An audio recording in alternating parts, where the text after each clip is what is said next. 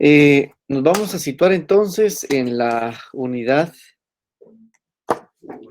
número 5.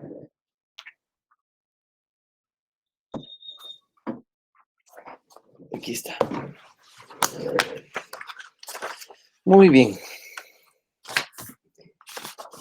Entonces, estamos con el tema de redacción generativa. Acabamos de salir y ahora vamos a hablar de signos de puntuación. Esta unidad de signos de puntuación es crítica porque aquí hay sentimientos encontrados acerca de cómo estudiar ortografía. Y a algún otro se preguntará ¿para qué estudiar ortografía? Entonces, vamos a hacer un ejercicio. Tengo yo un material que he conseguido y con ese material vamos a verlo y luego vamos a discutir un poco. Es un material corto, vamos a ver. Dice, muy bien, buenas tardes a todos, gusto saludarlos.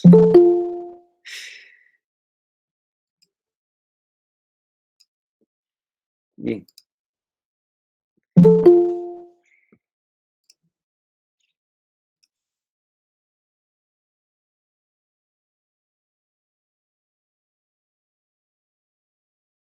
Entonces, si son tan amables, vamos a compartir es un video. Quiero que por favor le presten atención. Este video que vamos a ver, de pronto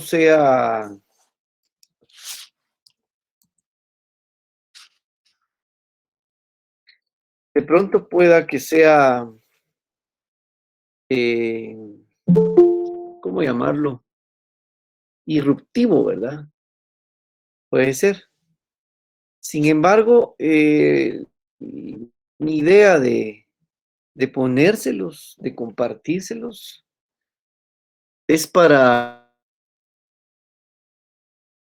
poder generar una conversación y generar un pensamiento crítico alrededor de un tema que en este momento nos convoca, que son los signos de puntuación.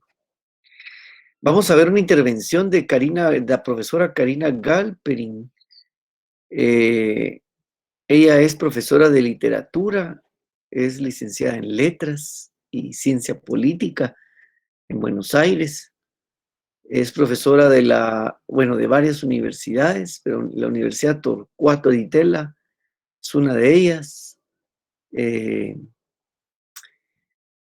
Con la advertencia, pues, de que no necesariamente lo que van a ver es la realidad concreta o es la opinión de su profesor o de la facultad, pero sí es una forma crítica de ponernos a preparar las condiciones del por qué nos estamos preparando en ortografía, en redacción, en lectura. Así que vamos a verlo y al final hay un ejercicio, por favor. Por supuesto que les compartiré luego por el Moodle el enlace.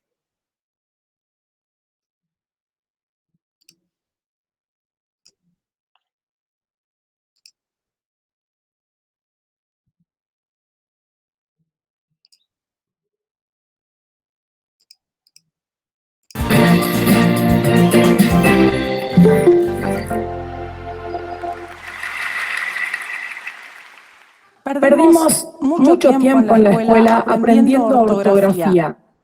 Los chicos siguen perdiendo mucho tiempo en la escuela con la ortografía. Por eso, yo quiero... ¿Perdón? Está duplicado el audio. Se escucha... Perdón, no encendió el micrófono. Ok, ahora lo...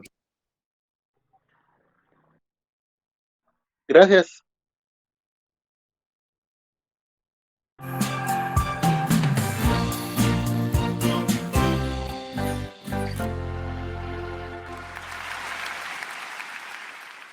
Perdimos mucho tiempo en la escuela aprendiendo ortografía. Los chicos siguen perdiendo mucho tiempo en la escuela con la ortografía. Por eso, yo quiero compartir con ustedes una pregunta. ¿Hace falta una nueva ortografía? Yo creo que sí, que hace falta, o mejor, creo que hace falta simplificar la que ya tenemos. Ni la pregunta ni la respuesta son nuevas en nuestra lengua. Vienen rebotando de siglo en siglo desde hace mucho tiempo, desde que en 1492, en la primera gramática de la lengua castellana, Antonio de Nebrija sentó para nuestra ortografía un principio claro y sencillo. Así tenemos de escribir como pronunciamos y pronunciar como escribimos. A cada sonido debía corresponderle una letra, cada letra debía representar un solo sonido y las que no representaran ningún sonido debían eliminarse. Este criterio, el criterio fonético, el que dice que tenemos que escribir según pronunciamos, está y no está en la base de la ortografía como la practicamos hoy. Está porque el español, a diferencia de otras lenguas como el inglés o el francés, siempre tuvo una resistencia fuerte a escribir demasiado diferente de cómo pronunciamos. Pero no está, porque cuando en el siglo XVIII se decidió cómo íbamos a uniformar nuestra escritura, hubo otro criterio que guió buena parte de las decisiones. Ese otro criterio fue el etimológico, el que dice que tenemos que escribir según cómo las palabras se escribieran en su lengua original, en latín, en griego, y así nos quedamos con H's mudas, que escribimos pero no pronunciamos. Así nos quedamos con B largas y B cortas, que contrariamente a lo que mucha gente cree, nunca se diferenciaron en la pronunciación del castellano. Así nos quedamos con G's, que a veces suenan ásperas como en gente y a veces suenan suaves como en gato. Así nos quedamos con C's, S's y Z's, tres letras que en algunos lugares corresponden a un sonido y en otros a dos, pero en ninguno a tres. No vengo a contarles nada que ustedes no sepan por experiencia propia. Todos nosotros fuimos a la escuela. Todos nosotros invertimos grandes cantidades de tiempo de aprendizaje, grandes cantidades de ese tiempo de cerebro plástico infantil en dictados, en la memorización de reglas ortográficas llenas, sin embargo, de excepciones. Nos transmitieron de muchas formas, implícitas y explícitas, la idea de que en la ortografía se jugaba algo fundamental de nuestra formación. Sin embargo, yo tengo la sensación de que los maestros no se preguntaron por qué era tan importante. Incluso no se hicieron una pregunta previa. ¿Cuál era la función que cumplía la ortografía? ¿Para qué sirve la ortografía? Y la verdad es que cuando uno se hace esa pregunta, la respuesta es bastante más simple y menos trascendental de lo que suelen creer. La ortografía sirve para uniformar la escritura, para que todos escribamos igual y por lo tanto nos sea más fácil entendernos cuando nos leemos. Pero en contraposición con otros aspectos de la lengua, como la puntuación, por ejemplo, en la ortografía no hay ninguna habilidad expresiva individual involucrada. En la puntuación sí. Yo con la puntuación puedo elegir cambiarle el sentido a una frase. Con la puntuación puedo imprimirle un ritmo particular a lo que estoy escribiendo. Con la ortografía no. Con la ortografía o está bien o está mal, según se ajuste o no se ajuste a las normas vigentes. Pero entonces, ¿no sería más sensato simplificar las normas vigentes para que sea más fácil enseñar, aprender y utilizar correctamente la ortografía? ¿No sería más sensato simplificar las normas vigentes para que todo ese tiempo que hoy le dedicamos a la enseñanza de la ortografía se lo podamos dedicar a otras cuestiones de la lengua cuya complejidad sí merecen el tiempo y el esfuerzo? Lo que yo propongo no es abolir la ortografía, no es que cada uno escriba como quiera. La lengua es una herramienta de uso común y por lo tanto me parece fundamental que la usemos siguiendo criterios comunes. Pero también me parece fundamental que esos criterios comunes sean lo más simples que se pueda. Sobre todo, porque si simplificamos nuestra ortografía, no estamos nivelando para abajo. Cuando se simplifica la ortografía, no se resiente en nada la calidad de la lengua. Yo trabajo todos los días con la literatura del siglo de oro. Leo a Garcilaso, a Cervantes, a Góngora, a Quevedo, que a veces escriben hombre sin H, a veces escriben escribir con B corta, y me queda absolutamente claro que la diferencia entre esos textos y los nuestros es de convención o de falta de convención todavía en la época de ellos, pero no de calidad. Pero déjenme volver a los maestros, porque son personajes clave en esta historia. Yo mencionaba hace rato esa insistencia un poco irreflexiva con que los maestros nos machacan y nos machacan con la ortografía.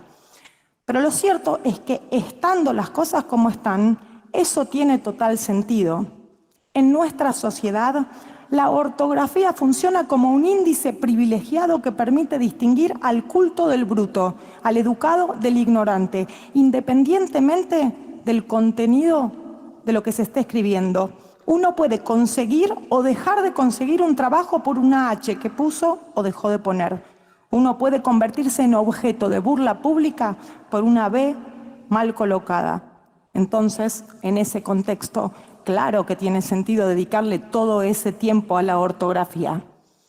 Pero no debemos olvidar que a lo largo de la historia de nuestra lengua fueron siempre maestros o individuos vinculados con la enseñanza de las primeras letras los que impulsaron reformas ortográficas, los que se dieron cuenta que en nuestra ortografía a veces había un obstáculo para la transmisión del conocimiento. En nuestro caso, por ejemplo, Sarmiento, junto con Andrés Bello, impulsó la mayor reforma ortográfica que efectivamente haya tenido lugar en la lengua española, que fue la de Chile, de mediados del siglo XIX. ¿Por qué entonces no tomar la posta de esos maestros y empezar a avanzar en nuestra ortografía? Yo acá, en la intimidad de nosotros 10.000, quisiera poner sobre la mesa algunas modificaciones que me parece razonable empezar a discutir. Eliminemos la H muda, ahí donde escribimos una H, pero no pronunciamos nada, no escribamos nada. Me cuesta pensar qué tipo de apego sentimental puede justificar para alguien todos los engorros que nos causa la H muda.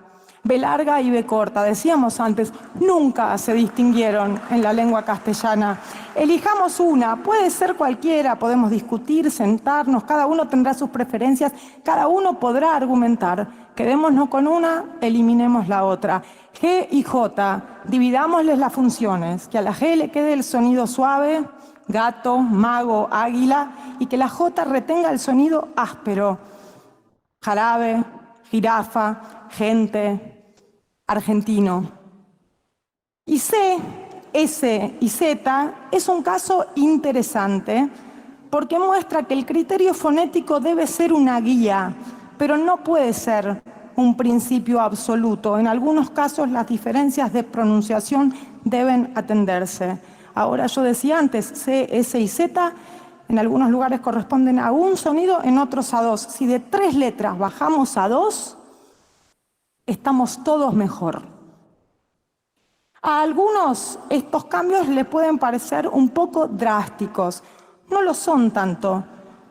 La Real Academia Española, todas las academias de la lengua, también creen que la ortografía debe ir modificándose, que la lengua está ligada a la historia, a las tradiciones y a las costumbres, pero que también es una herramienta práctica de uso cotidiano y que a veces ese apego a la historia, a las tradiciones y a las costumbres se transforma en un obstáculo para el uso de hoy.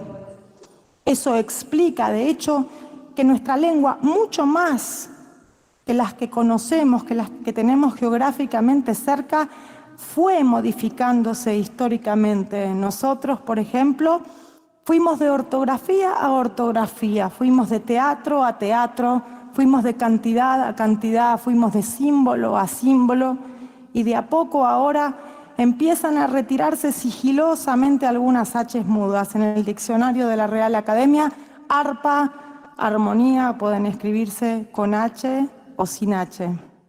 Y estamos todos bien. Me parece a mí, además, que este es un momento particularmente apropiado para encarar esta discusión. Siempre se nos dice que la lengua cambia espontáneamente, de abajo para arriba, que son los usuarios los que incorporan palabras nuevas, los que introducen modificaciones gramaticales, y que la autoridad, en algunos lugares una academia, en otros lugares un diccionario, en otros lugares un ministerio, mucho tiempo después las acepta e incorpora. Esto es cierto solo para algunos niveles de la lengua, es cierto para el nivel léxico, para el nivel de las palabras, es menos cierto para el nivel gramatical y casi diría yo que no es cierto para el nivel de la ortografía, que siempre históricamente cambió de arriba para abajo. Fueron siempre las instituciones las que fijaron las normas y propusieron modificaciones. ¿Por qué digo yo que este es un momento particularmente apropiado? Hasta hoy, la escritura siempre tuvo un uso mucho más restringido y privado que el habla. Pero en nuestra época, la época de las redes sociales, eso está sufriendo un cambio revolucionario. Nunca se escribió tanto como ahora. Nunca tantos escribieron tanto a la vista de tantos. Y en esas redes sociales, por primera vez, estamos viendo a gran escala usos ortográficos novedosos, donde incluso gente de ortografía impecable, hipereducada, cuando escribe en las redes sociales, se comporta bastante parecido a cómo se comportan la mayoría de los usuarios de las redes sociales. Es decir, relajan la corrección ortográfica y priorizan la velocidad y la eficacia en la comunicación. Por ahora ahí hay usos caóticos, individuales, pero me parece que tenemos que prestarle atención, porque probablemente nos estén diciendo que una época que le asigna a la escritura un lugar nuevo, esté pidiendo para esa escritura criterios nuevos.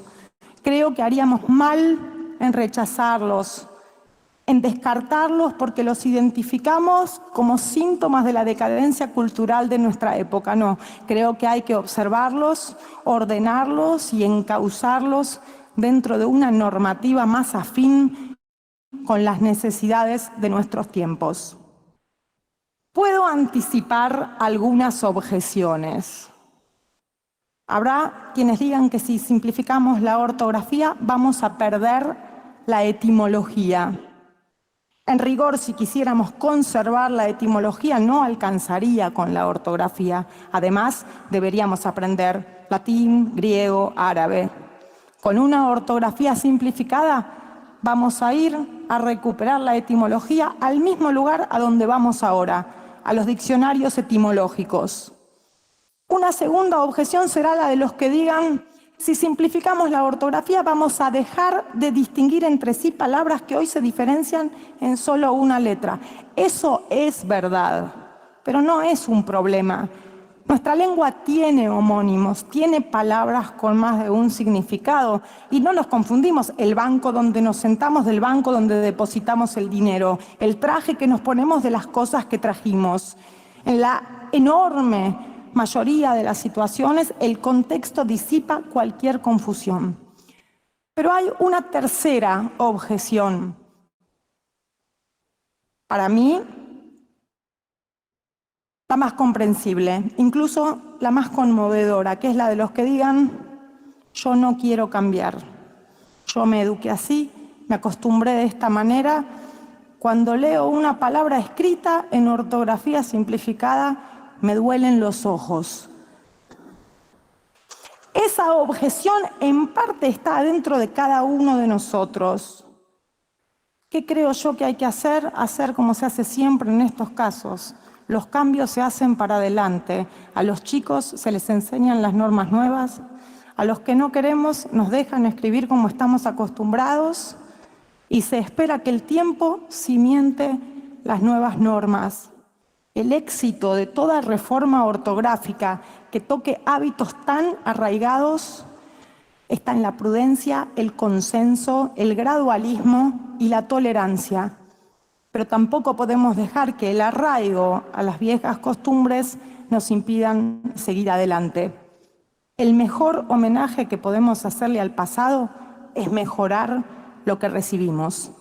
Así que yo creo que tenemos que ponernos de acuerdo, que las academias tienen que ponerse de acuerdo y limpiar de nuestra ortografía todos esos hábitos que usamos porque los recibimos aunque no nos sirven.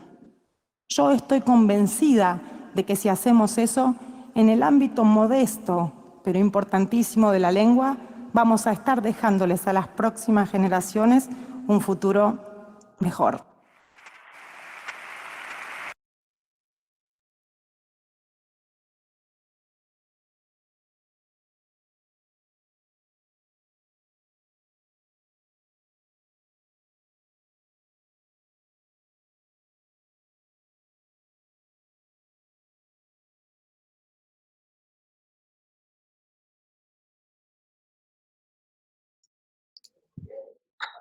Bueno, muy bien. Pudieron apreciar entonces la participación de la doctora Karina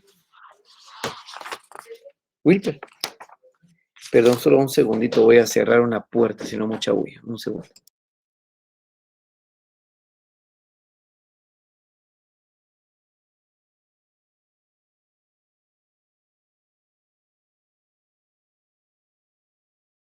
Hoy sí, de vuelta a la acción. Pues entonces, haber invertido estos minutos en una cosa que difícilmente pudiera llegar aquí a nuestro país, por ejemplo, aunque en Guatemala se hacen TEDx, y aunque entiendo que hay críticas sobre el formato y sobre esa actividad en particular, ¿verdad? Sin embargo, pienso que es bastante enriquecedor poder tener una mirada distinta, una mirada fresca frente a un tema que suele ser compleja en su aprendizaje y bastante difícil en su enseñanza, ¿verdad? Difícil, pues, porque estamos luchando contra ideas como, por ejemplo, ¿cómo es que decían? La letra con sangre entra, ¿verdad? Nos enseñaron a muchos. Entonces, no tenemos una buena relación con la ortografía. Entonces, pues tengo acceso a este material y a otros que me parecen oportunos para la discusión, me parecen gratificantes para ponernos a pensar y entablar una conversación acerca de ello. Por supuesto, vamos a ver en las subsiguientes clases las normas y cómo se escriben las palabras y recordar algunas de estas y aprendérnoslas si fuera el caso, pero ahora lo haremos desde una palestra distinta. Entonces, estoy de acuerdo y puedo entender que hayan críticas razonables sobre el formato de las charlas TEDx. A mí la verdad es que me parece un buen formato y siempre se aprende. Y además es una cosa que en el mundo entero ocurre con speakers de muy alta calidad, ¿verdad? Entonces, no, digamos, no, para mí no sería justificación el formato de la plática. El perfil de quien habló, bueno, también puede ser cuestionable, ¿verdad? Pero la doctora Karina Galperin, fíjense ustedes que me voy a permitir leerles. Ella es doctora en lengua y literatura, profesor titular o profesora titular de la Universidad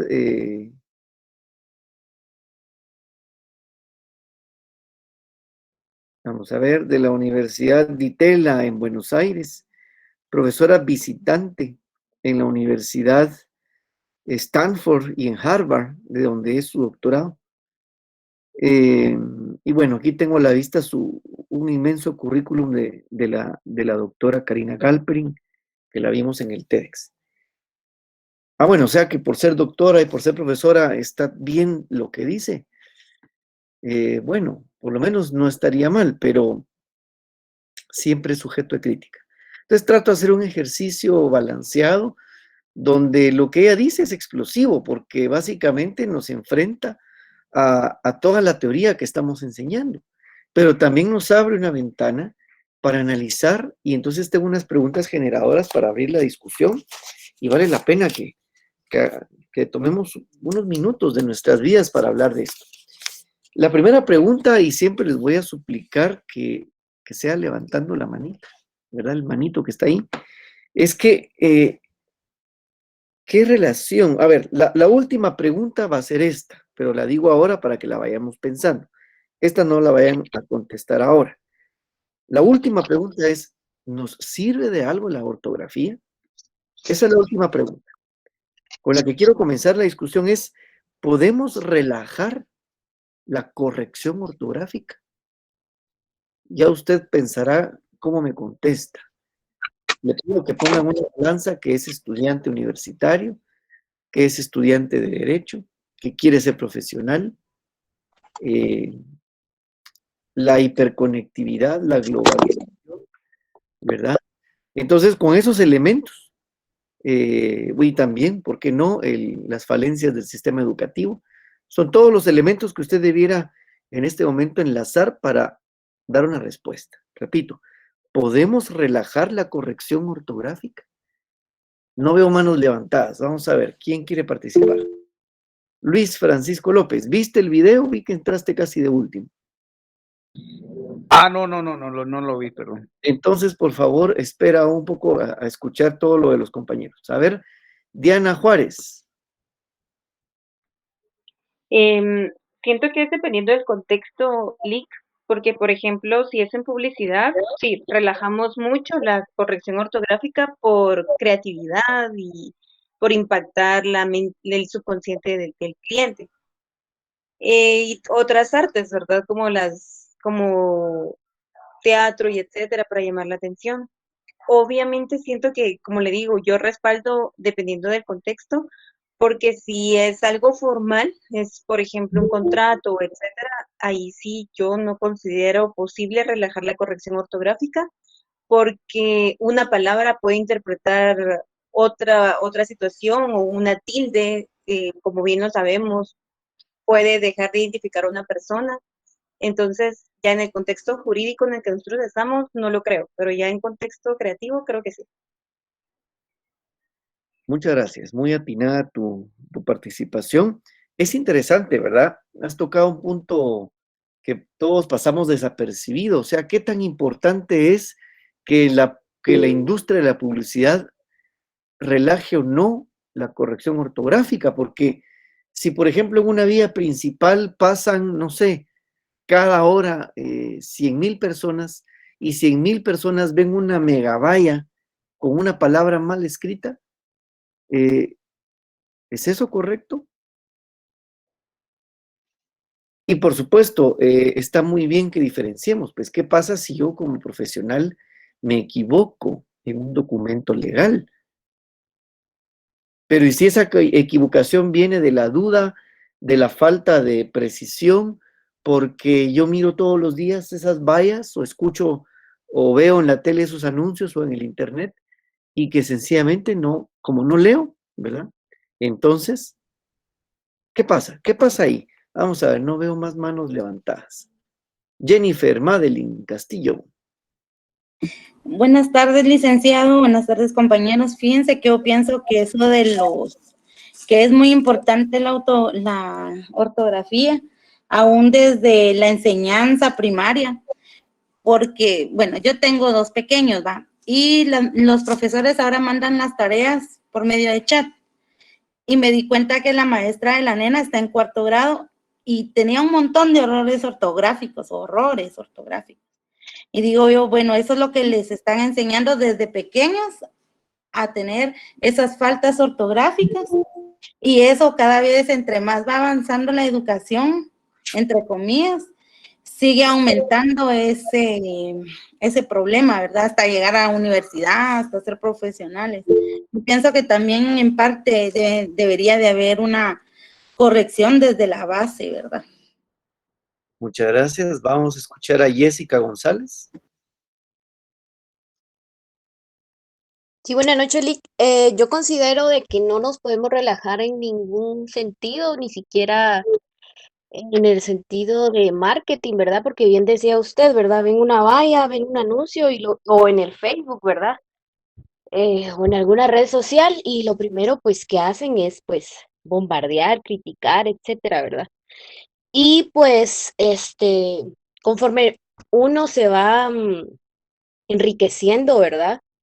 Leyendo libros, estudiando y capacitándose profesionalmente, yo creo que eso ya viene a ser como un hábito y uno ya lo toma como algo tan normal, ¿verdad? Como el vivir diario, como cepillarse los dientes diariamente, ¿verdad? Entonces, eh, no creo y no considero que exista relajarse, y como bien decía la compañera anterior, ¿verdad? Ella ve en la maestra demasiadas faltas ortográficas, maestra, pero más en sí creo, como decía en el video, ¿verdad? Las redes sociales, ¿verdad? Por escribir rápido, que lo que más se usa actualmente es el WhatsApp, ¿verdad?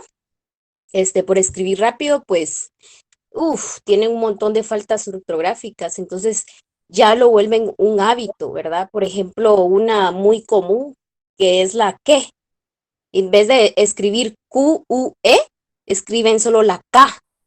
Entonces, a la larga, pues se convierte, como le decía, ¿verdad? En un hábito. Entonces, pues, es mi opinión.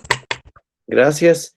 Ahora vamos a seguir dando la palabra. Ahí solo quiero hacer 3 reacciones y luego seguimos con la conversación. Uno, efectivamente, entonces nos enfrentamos a un tema de uso de tecnología, a un tema de explotación de nosotros mismos por la velocidad de la transmisión de ideas, y luego pensar entonces qué es lo correcto, porque hasta donde entiendo, las palabras que hoy usamos también han sufrido cambios a lo largo de los años, producto de las convenciones, y ya lo decía la doctora Galpin, ¿verdad? Y que al final son cambios que vienen de arriba a abajo, o sea, instituciones, la Real Academia, o por cuestiones políticas, se hacen los cambios, y no de abajo hacia arriba, ¿verdad? En la parte léxica, como nos decía la profesora. Y finalmente, la última reacción antes de darle la palabra a Aníbal Zapata, es que entonces, ¿será que hablar y escribir con corrección es excluyente en tanto que es, digamos, como alguna especie de atributo o de condición per se para una élite profesional, académica, ¿verdad? Porque igual no cualquiera tendrá esa corrección. Vayamos pensando en eso. A ver, Aníbal, ¿qué tienes que decirnos? ¿Qué tal? Yo tenía un par de cosas que desde que comencé el tema no dejaba de pensar en este cuento. Voy a mover la cámara. Patán de los monos o monas. Realmente el título es completamente absurdo por Leo Masaya, que es un cuento que está completamente mal escrito, le faltan letras, sustituye unas por otras, están mal los espacios y es un escritor realmente importante. Y aunque el cuento me encanta, justamente aprovecha el equivocarse garrafalmente en la ortografía y en la gramática para contar una historia interesante sobre un pato que termina siendo criado por monos. Así que se basa el absurdo. Por otro lado, recuerdo Humberto Eco en Apocalípticos Integrados, habla un poquito sobre una idea de Nietzsche, bueno, este sí no lo logro sostener, sobre cuál es la constante acusación sobre la cultura de masas, sobre las demás personas. Nietzsche lo identificaba como la enfermedad histórica y de una de sus formas más ostentosas acusa de hecho al periodismo. Pero aunque se refiere un poquito más al asunto cultural, el siguiente comentario, más aún el filósofo alemán existía ya en germen la tentación presente en toda polémica sobre el asunto, la desconfianza hacia el igualitarismo, el ascenso democrático de las multitudes y el razonamiento hecho por los débiles y para los débiles, el universo construido no a medida del superhombre, sino a la del hombre común. Entonces, en el libro de Apocalípticos e Integrados, Humberto Eco lo que habla es que hay mucha gente que le tiene miedo a que se acabe la cultura, a los que llama apocalípticos, mientras están los que pretenden aceptar la cultura de masas y la demás cultura emergente que llama integrados. Entonces, es una discusión que tienen que tener esos intelectuales entre si se acepta la cultura nueva o seguimos creyendo que por escribir algo diferente en WhatsApp o en Facebook, la cultura por algún motivo se va a caer absolutamente. Muchas gracias, interesante tu aporte, Aníbal, muy amable. Sin duda, has de estudiar otra cosa, ¿verdad? O ya tenés otra carrera, o sos muy pilas. Me gustó el ejemplo que diste del cuento y justo pega con una de las tesis que presenta aquí la doctora Galpin sobre que la escritura con corrección o no, no afecta en la transmisión de la cultura o en las grandes ideas, ¿verdad? Y entonces, aprovechando tu intervención, y perdonen que les bajé las manos a otros dos compañeros, pero sí quisiera avanzar con la intervención y tal vez pedirle a Aníbal que continúe con su intervención, pero contestándome esta pregunta. Entonces, ¿cómo se te ocurre, Aníbal, que debiéramos aprender de ortografía? Y luego de la respuesta de Aníbal, por favor, quien quiera reaccionar, lo puede hacer. Aníbal. Claro, pues en primera, yo sí le miro muchísima importancia a la ortografía del español, aparte de que en la fonética puede cambiar tan absurdamente a temas y significados completamente opuestos por la pronunciación o por el uso de ciertas palabras. Y también algo que yo respeto mucho del idioma español es que el idioma históricamente ha respetado la etimología. Y si una palabra en español, según cómo se escribe, no se puede revisar su etimología para consultar el significado, posiblemente sí se pueda desarmar el idioma español, pero definitivamente no se va a desarmar por escribir mal en Facebook o en WhatsApp. Entonces no puede ser absoluto. En cambio, creo que el asunto no es tanto si debemos cambiar las reglas de ortografía o no, sino que si realmente vale la pena conducir esta discusión pensando en los otros, en los que no aprendieron a leer y a escribir de inmediato. Recuerdo en el 2014 o 15, un hogar del gobierno, un grupo de jóvenes varones salieron a protestar y escribieron que querían derechos humanos sin H, y por alguna razón todos los comentarios de Facebook y de Twitter no hablaban sobre los problemas sociales, no hablaban sobre los peligros en los hogares del Estado, sino que en que los chavos no escribieron la H. Y seguimos utilizando la ortografía no como una excusa para aprender, o una razón para aprender o para realmente utilizar el lenguaje, sino que es el instrumento para mostrar el clasismo y incluso racismo que se tiene, desde las marchas de Codeca hasta las protestas, hasta un niño equivocándose al escribir su nombre, o las madres que con mucho cariño le colocan un nombre anglosajón a sus hijos y lo escriben de forma fonética, que por cierto, eso pasa en todos los idiomas, pero aparentemente en español lo utilizamos como una excusa para maltratar a otras personas. Entonces la pregunta sobre si se acaba o no la cultura debería discutirlo los que hacen la cultura y los que deben empezar a velar por la cultura, y los que nos encargamos como docentes en velar por la educación, nos tenemos que preocupar por los temas que valgan en la comunicación, y los que deciden hablar entre sí, comunicarse entre sí por mensajes o por redes sociales, deben discutir eso para ellos mismos. Bueno, eso es lo que creo. Muy bien, Aníbal, está interesante la charla. Yo quisiera rescatar de todo lo que has dicho varias cosas y pedirte algo, si nos compartes el nombre del autor y el cuento que nos enseñaste. Yo no lo conozco, me gustaría conocerlo y para todos los compañeros que se lleven hoy un dato novedoso. Eh, Quiero rescatar de todo lo que has dicho cosas muy importantes. Eh, Sin embargo, hay que aterrizarlo en la pregunta generadora que hice sobre entonces cómo debemos aprender la ortografía. Pero quiero rescatar una cosa que has dicho sobre quienes hacen la cultura y quienes educan, ¿verdad?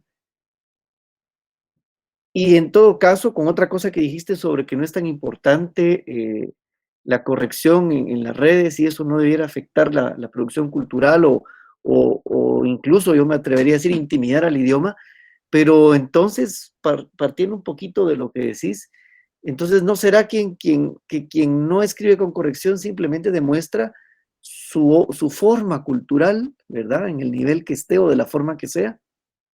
Y no sé qué piensan los demás. Igual, Aníbal, si quieres reaccionar, siempre bienvenido. Milton, tenés arriba la mano. ¿Quieres hablar? Chilic, buenas tardes. Milton, Villeda, adelante. Sí, mucho gusto. Yo pienso que la doctora se refiere a los cambios que se pueden ir dando con las nuevas generaciones, porque son generaciones que, máxime con lo que está sucediendo ahora, todo es virtual, todo es leer en el teléfono, en la tablet, en la computadora, o ver videos. Ya no está tanto la cultura de la lectura. Entonces, me imagino que ella lo ve como una nueva forma de expresión de las nuevas generaciones. Y como ella bien dice, no, aunque hagan falta de ortografía, no modifica tanto el sentido de las palabras que dice. Entonces, pues, de repente va a ser un cambio que estamos empezando a ver sus inicios, ¿verdad? Y que muchos años después se va a concretizar más en toda la sociedad. Ese es mi aporte, Lick. Gracias, Milton. Vamos a escuchar a Gerson Emanuel. Sí, buenas tardes. Pues basándome en la pregunta que decía que si podemos relajar la corrección ortográfica, pues a mi parecer yo creo que no, porque en la cuestión jurídica en la que estamos, pues no se podría a la hora de redactar algo, ¿verdad?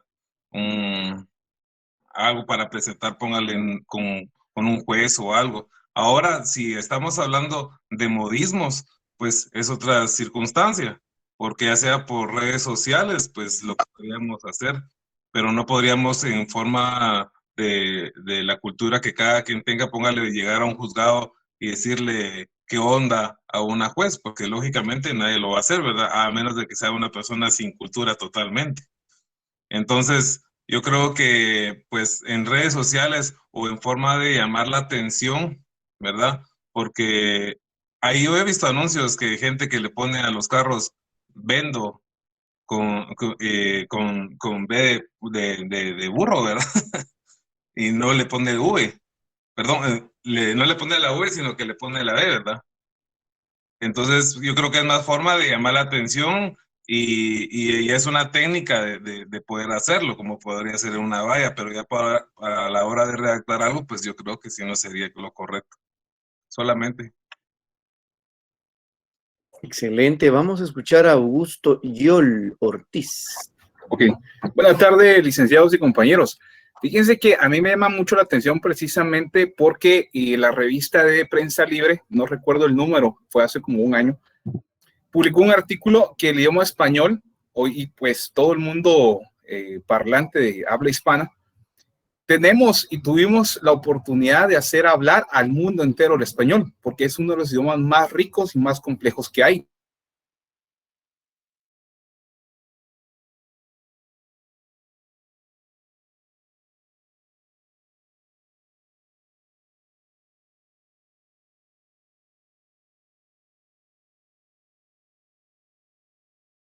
que Guatemala siendo cuna de un país de pensadores y de grandes literatos, al mismo tiempo seamos un país con altos índices de analfabetismo, problemas de lectura y desinterés hasta de mismas obras que son elogiadas a nivel internacional. Entonces, la relajación de las normas ortográficas y todo el mundo literario como tal, a nivel de comunicación, escritura y en todas las formas que se puedan entender, no puede existir, ni siquiera en redes sociales, ¿verdad? Porque precisamente la deformación a nivel de comunicación en todo sentido se da por el sentido de la prisa con que se está viviendo. Pero en realidad la escritura como tal es un ejercicio neurológico cognitivo que no puede tener ningún tipo de rebaja. Y yo lo quiero poner en un ejemplo un poco más contextual. Bueno, yo soy educador musical y, por ejemplo, ¿qué pasaría si a una sinfonía de Beethoven le quitamos toda la simbología que modifica un solo sonido, un solo compás, un solo sentido de interpretación que conecta una idea con otra? Ahora, si ese ejemplo lo utilizamos para precisamente la comunicación escrita, ¿qué pasaría precisamente con una sola tilde, con un signo de interpretación que modifique toda la idea central, ¿verdad? Y pues todas las ideas secundarias dentro de un párrafo, dentro de un esquema. Entonces es importantísimo y creo que no, definitivamente no se puede rebajar precisamente el nivel de énfasis que se debe tener sobre la comunicación y todo el mundo pues ortográfico. Muchas gracias aquí al compañero Joel y muchas gracias también a quienes están reaccionando aquí por el chat. Buena onda. Vos, Aníbal, pusiste aquí ya la referencia del cuento de Patán de los Monos de Leo Maslia. Buena onda, ¿verdad? Ahí estoy usando una forma cultural distinta, ¿verdad? Gracias. A ver, Aníbal. Estábamos con los cuentos que recordé un par más.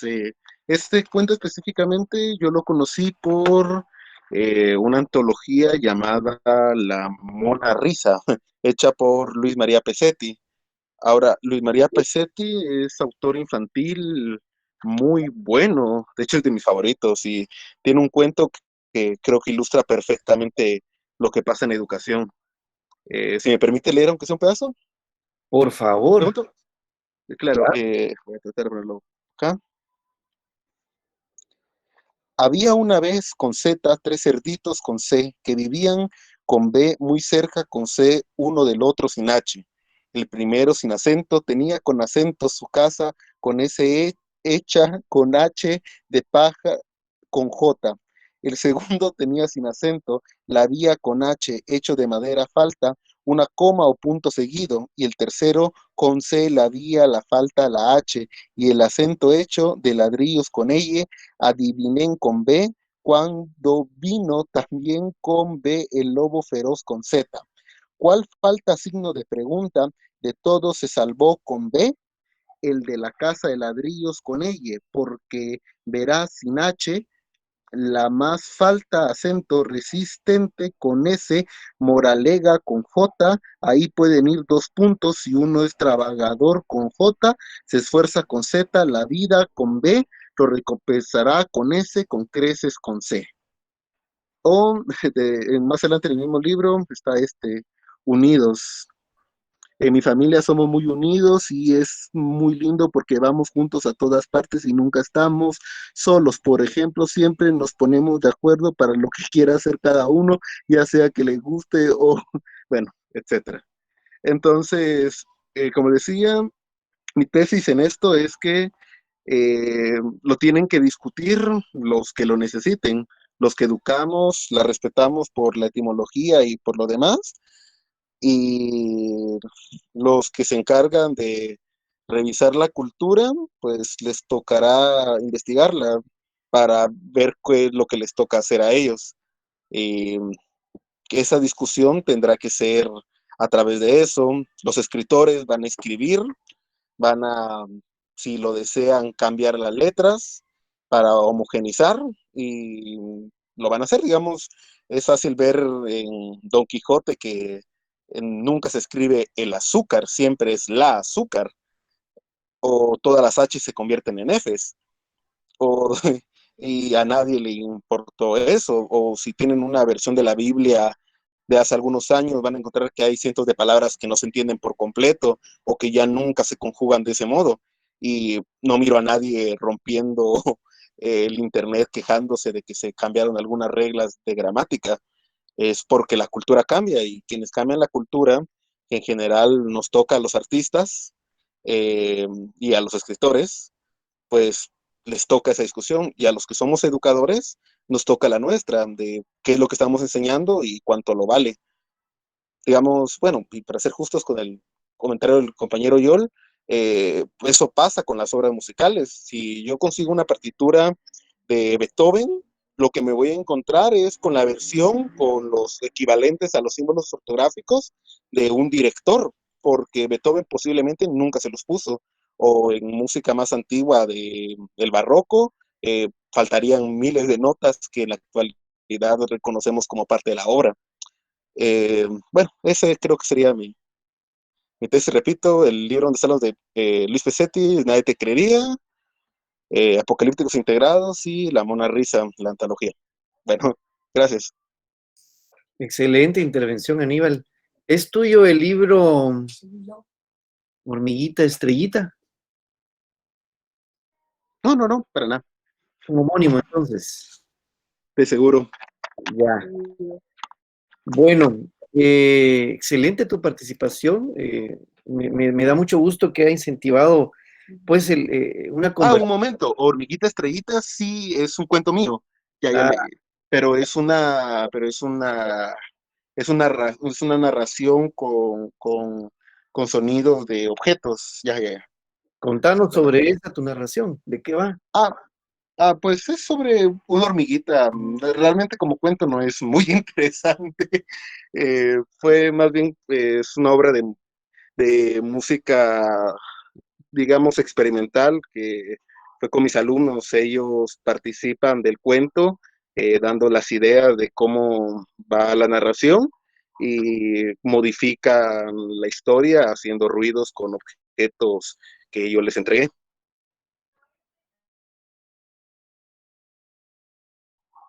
Muchas gracias, Soy Aníbal. compositor, entonces, si me buscan mi nombre, seguro van a encontrar más música que cuentos. No, pero excelente. Excelente porque es la riqueza de los estudiantes, es la riqueza de los guatemaltecos, ¿no? Que queremos salir adelante y que hay que estudiar y que hay que formarnos. Gracias, gracias, Aníbal. Efectivamente, este aporte que hoy han hecho todos y todas y los libros que ha hecho referencia Aníbal, muy recomendado, los cuentos infantiles. Yo creo que nunca se es tan grande para leer un cuento infantil, ni tan pequeño para entenderlo, ¿verdad? Muy importante también Humberto Eco, que creo que en alguna clase yo les trasladaba la idea que a mí sí me da, yo mantengo esa congoja constante de lo simplista que se volvió, digamos, la parte de literatura y comunicación dentro de la carrera de Derecho, y no por el nombre del curso, sino por los contenidos o por el tiempo que se le da a la temática comparado con otras universidades latinoamericanas al menos. También pues yo aquí tengo el Apocalípticos Integrados para quien no logró ver lo que nos compartió el León, muy recomendado, ¿verdad? Creo que hasta tengo la misma versión que también les recomiendo mucho, ya es más avanzado, ¿verdad? Sobre la estructura de los planes de curso. Y finalmente, el curso de Michel Foucault, ¿verdad? Esos son libros que en el derecho debiéramos tener al inicio de nuestra carrera como carrera a leer y escribir con cosas que nos den una ruta. Hay más que quieren hablar, ya tenemos pocos minutos. Michelle Aguilar, ¿qué quieres decir?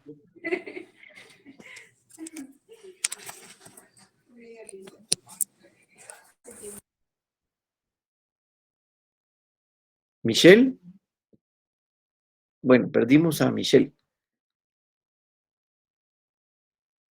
Bueno, entonces, recapitulando a la pregunta que dejé desde el inicio, entonces, ¿nos sirve de algo la ortografía?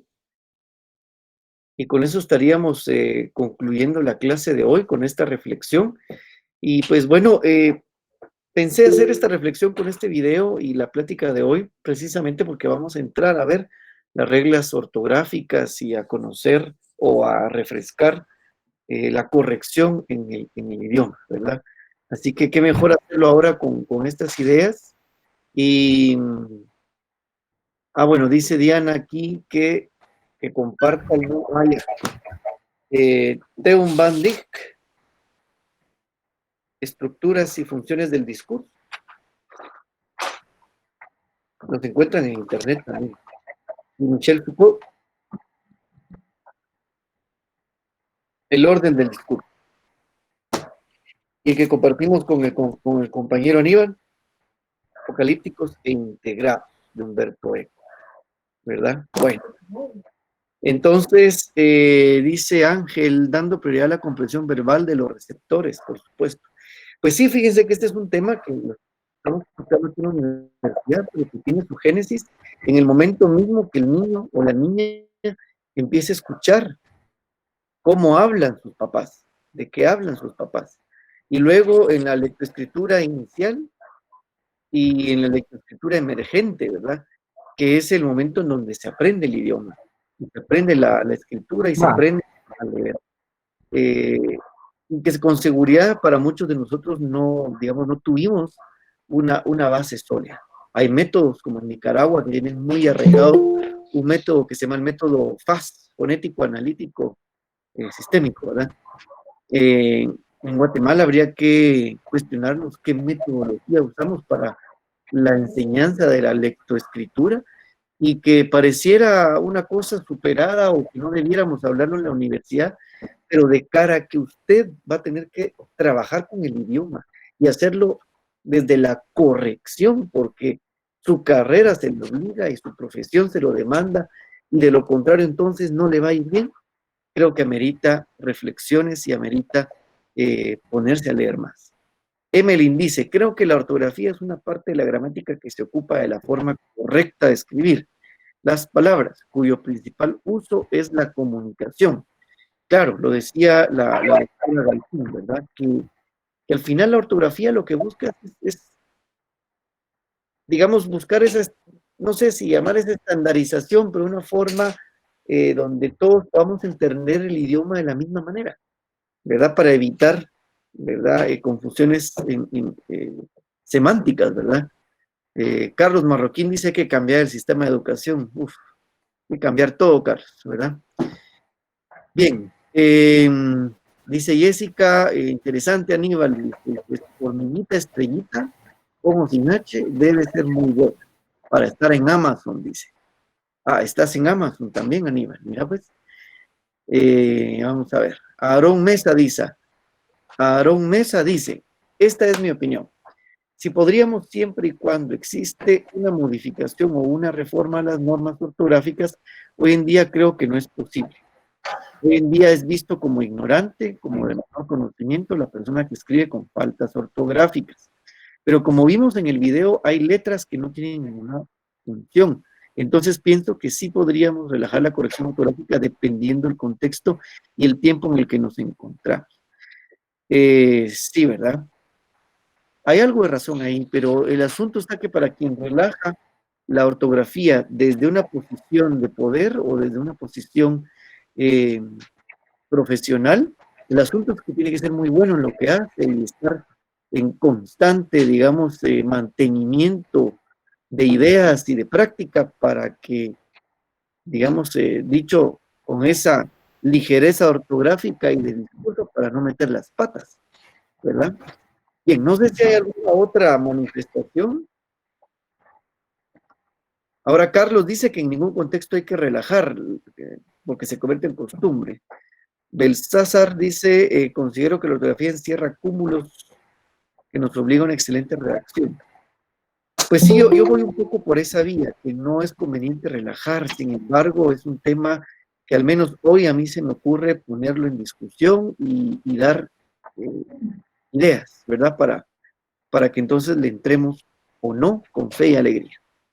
Nelson dice, sí sirve la ortografía porque nos sirve Oye, Nelson, pero más sirven también los símbolos, los signos de puntuación. Vamos a ver.